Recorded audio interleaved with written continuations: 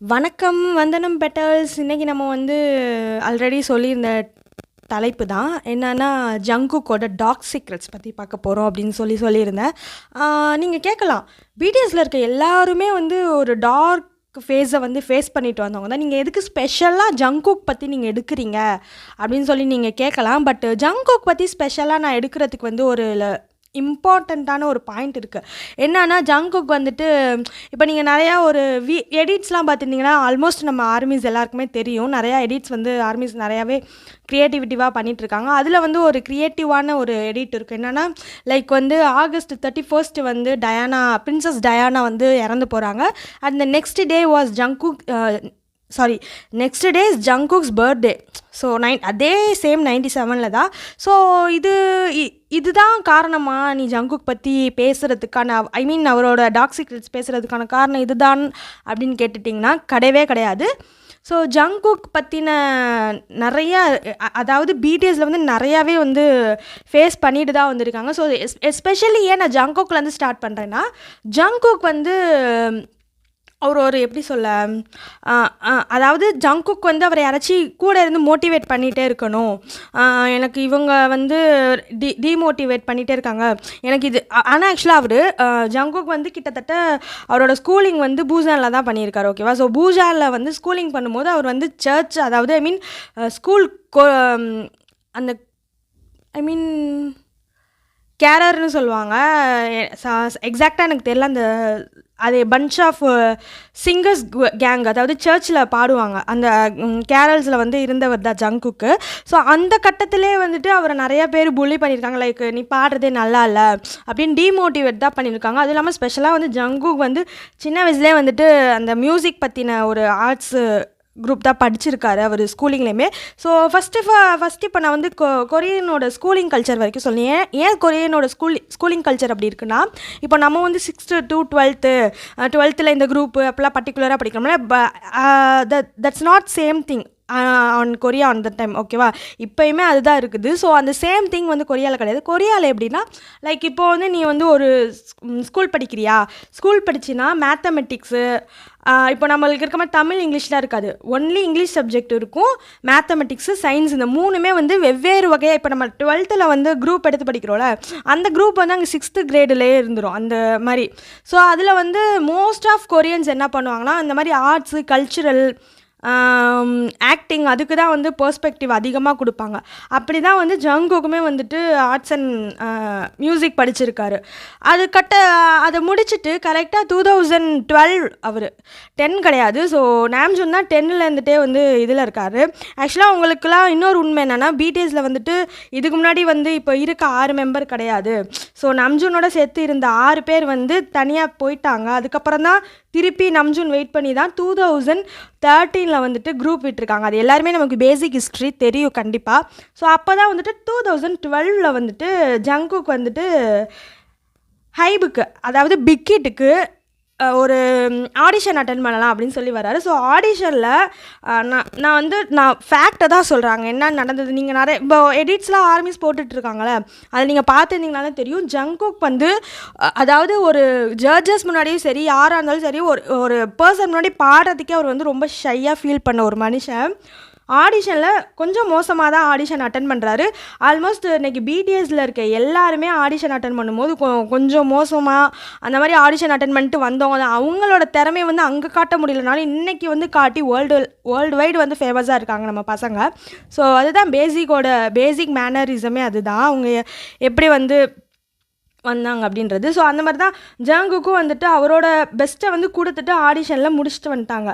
But அப்போதைக்கு வந்துட்டு ஜங்குக்கு வந்துட்டு பிடிக்கவே இல்லை பிடிஎஸை. ஓகேவா? ஸோ பிடிஎஸை சுத்தமாக ஜங்குக்கு பிடிக்கவே இல்லை. பட் வந்து அவரோட மெயின் ஃபோக்கஸ் என்னென்னா, அப்போதைக்கு அவரே வந்து இன்டர்வியூஸ்லலாம் சொல்லியிருப்பார், ஆரம்பை பார்த்து தான் வந்து நான் வந்து பிடிஎஸ்குள்ளேயே வந்தேன் அப்படின்னு சொல்லி. அது ஏன்னா வந்துட்டு அவரை வந்து என்கரேஜ் பண்ணியிருக்காரு. ஏன்பா இப்படிலாம் இருக்காதப்பா, நீ கண்டிப்பாக நல்லா பாடுற, உன்னோட வாய்ஸ் வந்துட்டு க்யூட்டாக இருக்குது, கோல்டன் வோக்கல் மாதிரி இருக்குது, நீ வோக்கல்லாம் சூப்பராக பாடலாம் அப்படின்னு சொல்லி நம்ஜூன் வந்து அவரை என்கரேஜ் பண்ணதுனால மட்டும்தான் அவர் நம்ஜூனை பார்த்து சரி ஓகே நம்ம இந்த குரூப்பில் இருக்கலாம் அப்படின்னு சொல்லிட்டு தான் ஜங்குக் வந்திருக்காரு. ஆனாலுமே 2000 அவர் ஜங்குக் வந்து 2012 சேர்ந்து மொத்தமாக வந்துட்டு எல்லாரையும் சேர்த்து கடைசியாக தான் ஜிம்மின் வந்திருப்பார் அப்படின்னு சொல்லியிருப்பாங்க. அது உண்மை தான். ஜிம்மின் வந்துட்டு கடைசியாக 2013 வந்து சேர்ந்தோன்னே 2013 நோ மோர் ட்ரீம்ஸ் அப்படின்ற ஒரு டெபியூட் சாங்கோட பிடிஎஸ் வந்துட்டு டெபியூட் ஆகுறாங்க. ஸோ ஜங்குக் வந்து ஃபர்ஸ்ட் அவரோட டெபியூட் சாங்கில் வந்து அவர் ரேப்பில் தான் ஃபோக்கஸ் பண்ணியிருப்பார். ஸோ ஃபஸ்ட்டே வந்துட்டு ரேப் வோக்கல் கலந்த மாதிரின ஒரு ஃபங்க்ஷுவேஷனல் சாங் வந்து ஜங்குக் கொடுத்துருக்காரு. இதுதான் வந்து ஜங்குக்கோட பிடிஎஸில் வந்து ஜங்குக் சேர்ந்த முறைகள். ஸோ இதுக்கு இடையில் இதுக்கும் டார்க் சீக்ரெட்ஸுக்கும் என்னன்னு நீங்கள் கேட்டிங்கன்னா, கண்டிப்பாக ஜங்குக் வந்து பிடிஎஸில் சேர்ந்ததுலேருந்து டார்க் சைட் நிறையாவே ஃபேஸ் பண்ணியிருக்காரு. இதுக்கு முன்னாடி வந்து நிறையா புள்ளி பண்ணியிருக்காங்களா என்னன்னா தெரில. பட் ஜங்குக் வந்து பிடிஎஸில் வந்து சேர்ந்ததுக்கப்புறம் அவருக்கு வந்து யாரையுமே பிடிக்காது. அவர் வந்து அமெரிக்கா இன்டர்வியூவில் வெட்ட வெளிச்சமாக அதை சொல்லியிருப்பார். 2019 வரைக்குமே அவர் யாரு கூடயுமே பேசலை. அவர் வந்து சாங் ரைட் பண்ணுவார், சாங் வந்து மேக் பண்ணுவாங்க, அவங்களோட சேர்ந்து டிஸ்கஸ் பண்ணுவாங்க, சாங்கை வந்து கோரஸ் பாடி கொடுத்துட்டு அவரோட போகிறதோட தான் இருந்தார். கிட்டத்தட்ட அவர் வந்து ஜங்குக் வந்து தனியாக போட்டதுனால அவங்க பேரண்ட்ஸை வந்து ஜங்குக் ரொம்ப மிஸ் பண்ணியிருக்காரு, அவங்க அம்மா அப்பாவை. அவர் வந்து அழுதுகிட்டே இருப்பார். டெய்லி நைட்டெல்லாம் உட்காந்து அழுதுகிட்டே இருக்கும்போது ஜின்னும் ஆரமும் தான் வந்துட்டு ஜங்குக்கை வந்துட்டு இவ்வளோ வந்து எப்படி சொல்ல ரைஸ் பண்ணதே. ஏன்னா அவர் வந்து சின்ன குழந்தையிலே போயிட்டார் ஆக்சுவலாக, ஓகேவா. ஸோ ஜங்குக் சின்ன குழந்தையிலே போகவும் ஜின்னும் நம்ஜுனும் தான் ஜங்குக்கை பாதி ரைஸ் பண்ணியிருக்காங்க. ஏன்னா ஜங்குக் வந்துட்டு சாங்ஸில் ஃபோக்கஸ் பண்ணிகிட்டு இருக்கும்போது அவர் வந்து ஹையர் ஸ்டடீஸுமே வந்துட்டு ஐடல் ஆனதுக்கப்புறம் தான் அவர் பண்ணியிருப்பார். அந்த ஃபயர் சாங்கு அந்த பர்ஃபார்மன்ஸ்லாம் பார்த்தீங்கன்னா ஜங்குக் வந்துட்டு டெஸ்ட் இருக்குது, he has a test. So அந்த இன்பிட்வீன் ஆஃப் டெஸ்ட்டில் தான் வந்து அவர் பர்ஃபார்மன்ஸ்லாம் பண்ணியிருப்பார். ஸோ வந்து ஜின்னு தான் வந்துட்டு முழுக்க ரைஸ் பண்ணியிருக்காரு. ஜின் எப்படின்னா இவர் வந்து ஏஞ்சி போய் விடுறது, ஸ்கூலில் ட்ராப் பண்ணுறது, இடையில வந்து ஜிம்மினும் டேவ் வந்துட்டு இவரை பிக்கப் பண்ணுறது, ஜின் வந்துட்டு இவருக்கு சாப்பாடு மேக் பண்ணி கொடுக்குறது எல்லாமே வந்துட்டு ஜின் தான் ரைஸ் பண்ணியிருக்காரு. ஸோ அதனால தான் வந்து ஜங்குக் வந்து ஜின்னு கூட அவ்வளோ அட்டாச்சாக இருக்காரு. ஸோ 2 பேருமே ஒரு சிப்ளிங்னே சொல்லலாம். இந்த மீமிலாம் இருக்கும் பார்த்தீங்களா, நம்ஜுன் தான் அப்பா, ஜின்னு வந்து அப்பா. ஸோ கிட்டத்தட்ட பிடிஎஸ்க்கு வந்து 2 பேருமே அப்படி தான். ஸோ அவங்க அப்படி தான் ரைஸ் பண்ணியிருக்காங்க எல்லாருமே. ஸோ இதுதான் வந்துட்டு ஜங்குக். ஏன்னா ஜங்குக் வந்து ஸ்டார்டிங்கில் வந்துட்டு ரொம்ப கஷ்டப்பட்டிருக்காரு பிடிஎஸில் வந்ததுக்கப்புறம். ஏன்னா அந்த நீங்கள் இன்னொரு உண்மை என்னன்னா, ஒரு ஹாம்பர்கர்ஸ் போய் வாங்கி கொடுத்துருப்பாரு, அவங்க வந்து ரிஜெக்ட் பண்ணியிருப்பாங்கள்ல ஜங்குக்கெல்லாம். ஸோ ஒரு சின்ன பையன் அவர், அந்த சின்ன வயசில் வந்து அந்த மாதிரிலாம் ஃபேஸ் பண்ணும்போது அவர் எவ்வளோ கஷ்டப்பட்டிருப்பாரு. ஒரு குட்டி பையன் தான், ஒரு 16-17 தான் இருக்கும். அந்த வார் ஆஃப் ஹார்மோன் அந்த டைமில் தான் அந்த இன்சிடென்ட் நடந்தது. ஒரு இன்டர்வியூக்காக கூப்பிட்டு வச்சு ஜங்குக் அப்படி பண்ணியிருக்காங்க. அவர் ரொம்ப உடஞ்சிருக்காரு அதுலேருந்துலாம். ஸோ அதுலேருந்துமே அவர் வந்து பிடிஎஸ் கூட யாரும் அவ்வளோவா அட்டாச் ஆக மாட்டார். இந்த இடத்துல தான் வந்துட்டு ஜங்குக் வந்துட்டு டே கூட வந்து கொஞ்சம் அட்டாச் ஆகுறாரு. ஸோ டே கூட அட்டாச் ஆகவும் ரொம்ப அவங்க வந்து க்ளோஸ் ஃப்ரெண்ட்ஸாக ஆகிட்டாங்க. இதெல்லாம் வந்துட்டு நிறையாவே வந்து அதுக்கப்புறம் டே குக் ஷிப்பு, யூன்மின் குக்கு ஷிப்புன்னு ஷிப் பண்ண ஆரம்பிச்சிட்டாங்க.